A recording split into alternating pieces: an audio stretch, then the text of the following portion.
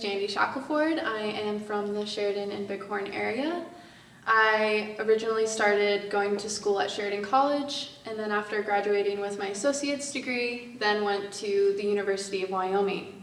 During my time at the University of Wyoming, I got picked to go to NELG's residency. It is a juried residency that only students can apply for. And during my time, I was making prints. And so the way this print was developed and made was we were starting our trip, and all of a sudden, the car started to slow down. We didn't really know what was happening, but what ended up is we ran out of gas around KC, and while we were waiting for someone to bring us gas, I was looking around and I found an orange construction flag, one that they use to do traffic, and it was just laying on the side of the interstate. I decided that my residency was going to begin because why not start early instead of getting to the location that we were going to, which was NELG's house. And so I picked up this orange construction flag and I just kept it in my bag, and when we went to the residency at NELG's house, I would walk around and find objects like feathers and seed pods and things of that sort. And my plan originally was to do intaglio printmaking there. And when I got there, it was a little bit more difficult to do that than I anticipated. And so I just started printing the objects that I found. So I printed the flag that I found, which is the background here, and it is printed on a sheet of BFK. And then I was also experimenting with seed pods and feathers and other objects that I had found, and I printed those on thin Asian paper, and then that way you could see the pattern of the flag through the paper. Yeah, my plan is to continue printmaking. I was fortunate enough at the University of Wyoming to travel to Australia, and from that experience and my entire experience in undergrad, I decided that I needed to keep learning.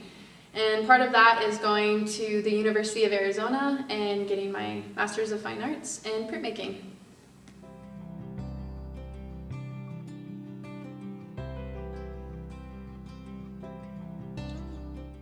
You know, why printmaking?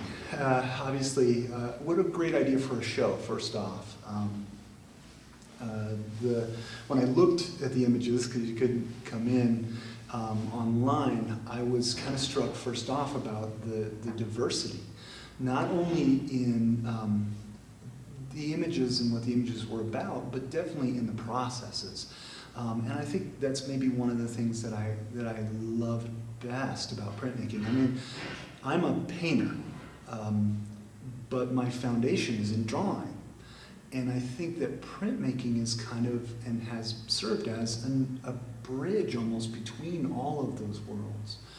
And in some ways, a little bit like ceramics. I know that sounds like a strange kind of relationship, but when you open that kiln door, or you pull back that piece of paper that you're attempting this process with this print, it's in a lot of ways the same feeling, that same kind of Christmas surprise of, is it going to work?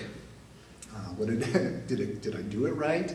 And then sometimes the divine mistake happens too, and you stumble upon some things. And I was, when I was thinking about what to talk about today, that was one of the things that I was thinking was, you know, why printmaking? Why do I do it, or why was I part of the show? And I think that's it, that bridge or that relationship between all these disciplines is definitely something that is the most interesting part or aspect for me. I mean, obviously the choice of what to do, the image itself, plays a role, but with printmaking, and I think probably a lot of the printmakers out there can attest to this, it is many times the love affair of process.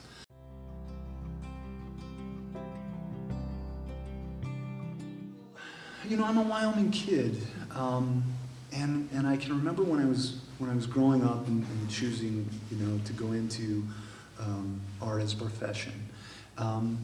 that I remember, you get all these influences, and I remember kind of loving, but also at the same time being warned of traditional Western kind of images. Images that kind of are representational or iconic kind of images of the West. And so, while as a young kid and sometimes, a college student, you can fight against those kind of, well, I would never become that, I can't do images about the West, they've already been done, or I need to kind of choose images that are more selective or more modern kind of images. But as I've gotten older and spent more time around other artists who are, quote unquote Western artists, it's a very modern kind of thing. And so the buffalo, like the bull in Spain, has that same kind of longevity or lineage to it. And choosing to do buffalo images, which I've been working on for the past probably 2 years, I like how they are both a representation of the West, but at the same time, they can be so contemporary. I think the people that I gravitate towards, whose work I gravitate to the most, are kind of tying both of those worlds together, that see things in a modern and contemporary way, but are taking very traditional things and sometimes traditional methods like printmaking, and seeing how that modern, or seeking out a modern way or a new approach to things, at the same time honoring the traditional thing, is a lot of what printmaking is about and has been.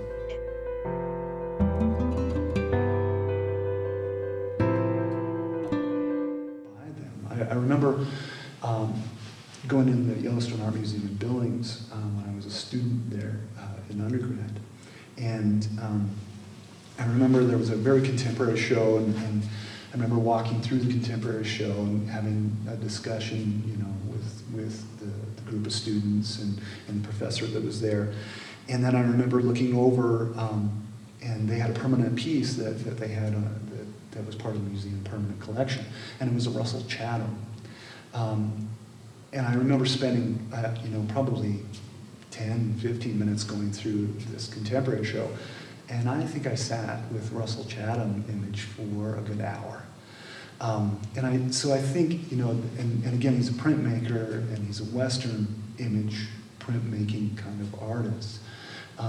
But I just remember how fascinated I was with why he did what he did. Not just the image itself, which was beautifully rendered, but part of that printmaking process. How did he do those things? How was he able to get those atmospheric effects with a printing process that seemed to be, in a lot of ways, like a painting, but almost even more beautiful than a painting. And so, that was one of those kind of cornerstone moments that you have in a career as an artist, where there is this big influence and kind of an aha moment of, okay, well, I think I want to be about that.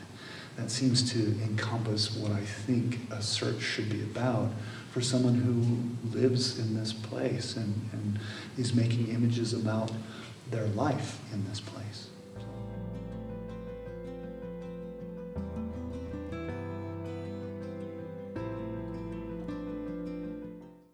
It's an honor to be here for this, and it's also a great opportunity to preach the intaglio printmaking, which I've always enjoyed.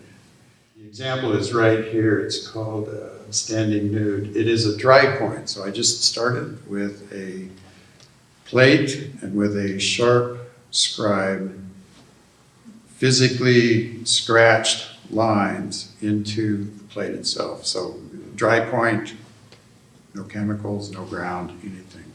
So it's a very basic, honest form of printmaking. Take the plate, draw the lines, scratch the lines into it, and then ink over that. Wipe the surface back so that you get a fairly clean surface, but you leave ink within those scratch lines. Lay a moist piece of paper on top of the plate, inked plate, and run it through a press, and you have the print.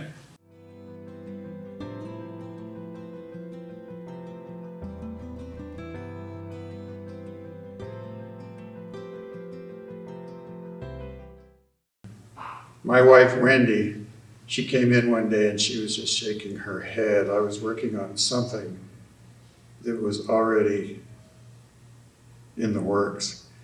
And when she came in, I was holding a mirror and then I was looking at the reflection in the mirror and doing the drawing so that things would work. And I don't recommend that for anybody.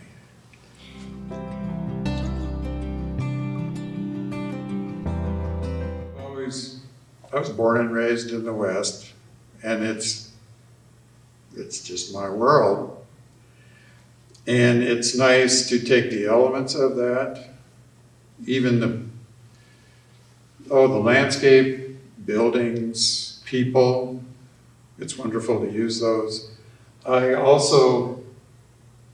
appreciate good drawing, and I like the way it is expressed in printmaking. And so I do not like narrative art, but I like gestural things so that there is more a sense of design rather than what's going to happen next that is occurring in the work.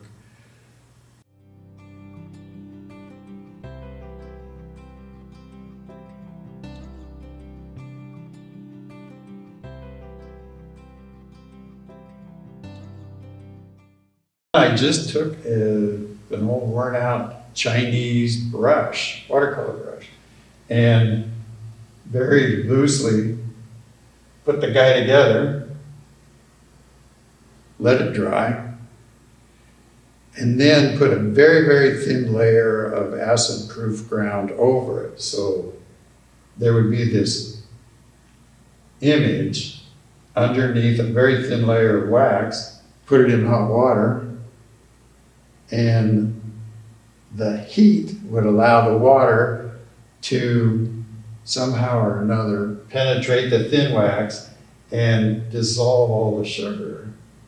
So all of a sudden, well, eventually, I would delicately brush back and forth, and the ground would lift off of wherever there had been a sugary painting done. And then I would put an aqua tint over that and etched it. And you get this very expressive gestural image that started very easy and gestural, and then there's a lot of work before you can get back to printing the same thing.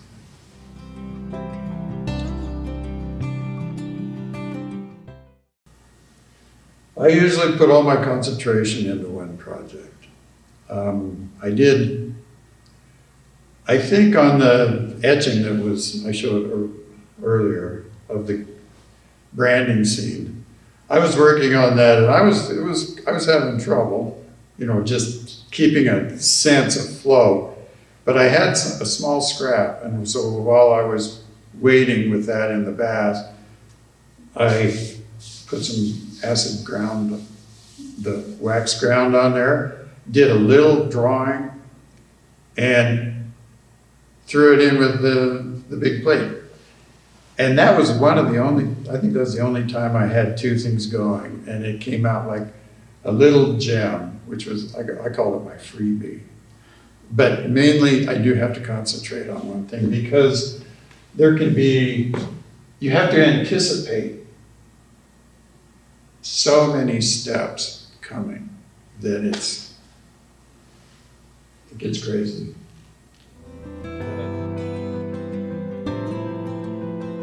But there is a nice thing to be able to switch media. So at one point you're printmaking, which can be it's just mechanically oriented. And so you're kind of in the studio and you're working, anticipating the future steps with it.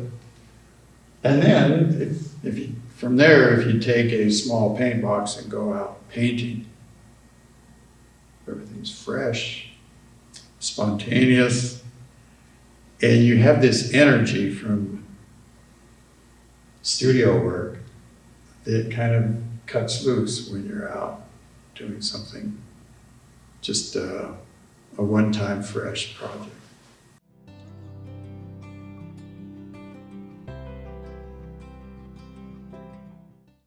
One day, I was printing this, and as I was just rolling, I was loading the whole plate up with ink. So I had printed it before, so there was a little bit of an image here. But as I rolled ink across here, all of a sudden I had a figure above a dark area. And at that point, I did not know that it's called monoprint, and it's a revered printmaking technique. If you begin with just a smooth plate with no print etched, no image etched onto it, then what you have is complete freedom with your ink lines or your wiping, whatever you do with it. And that is called a monotype. So a little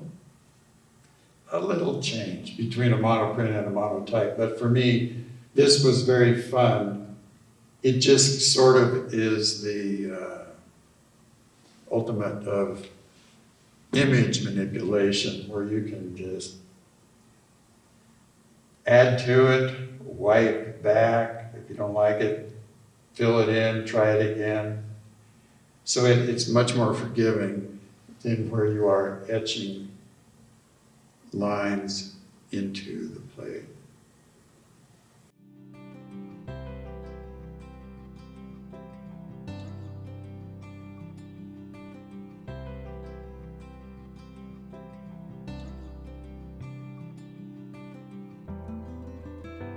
I'm a local artist.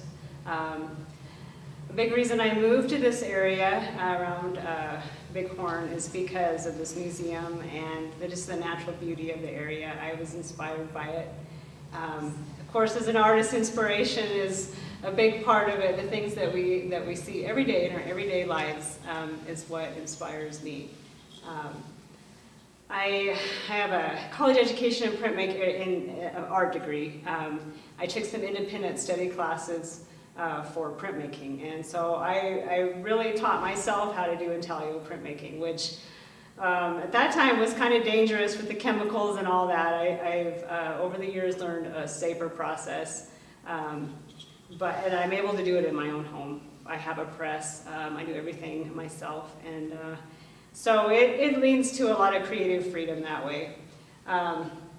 These two pieces here, this is a little older piece, pretty big for me as far as plate size. I'm pretty traditional and trying to keep things small, just because I guess maybe I'm a purist when it comes to printmaking, but I think intaglio prints, etchings should be small.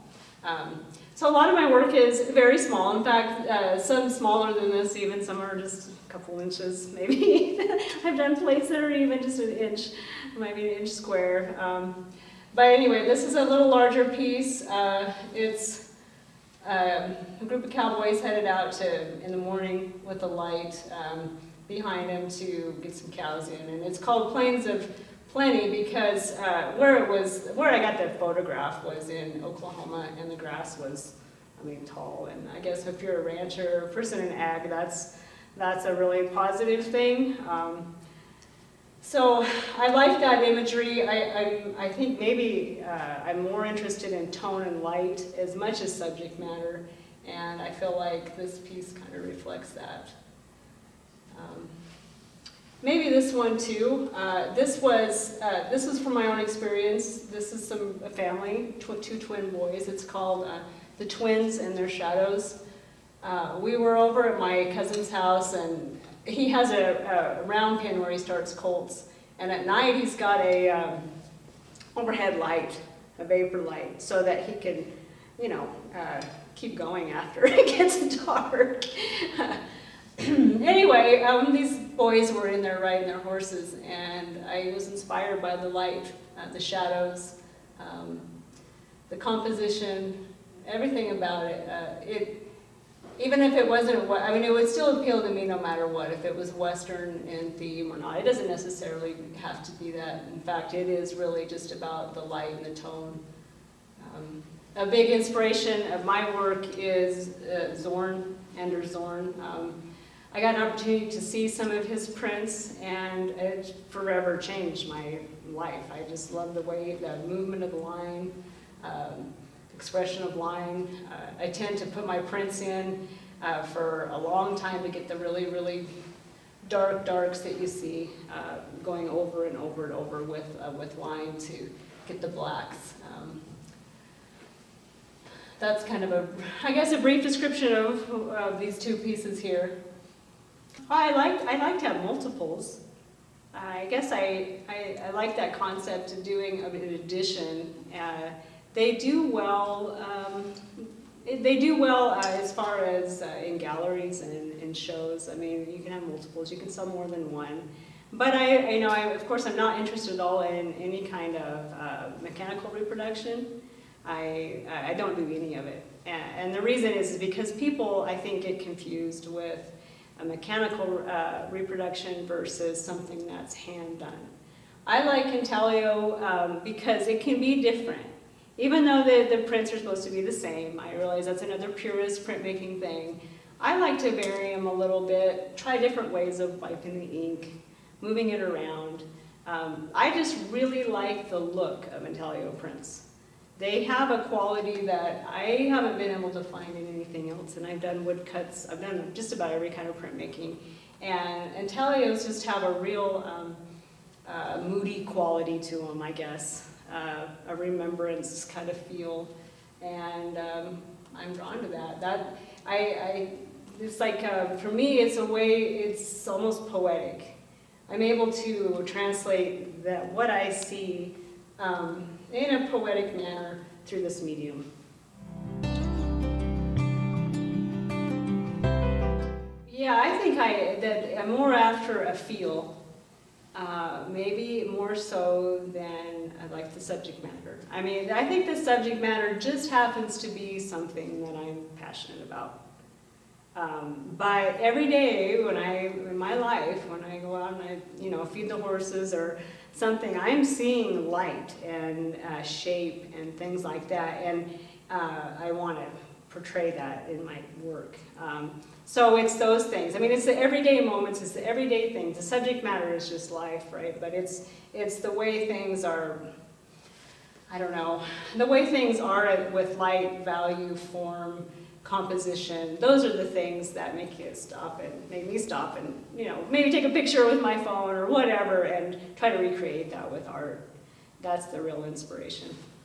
I can't imagine doing it any other way. I mean, this is my expression. I love to paint. I love to do, and for different reasons, but I can't imagine not doing prints. It's just kind of who I am.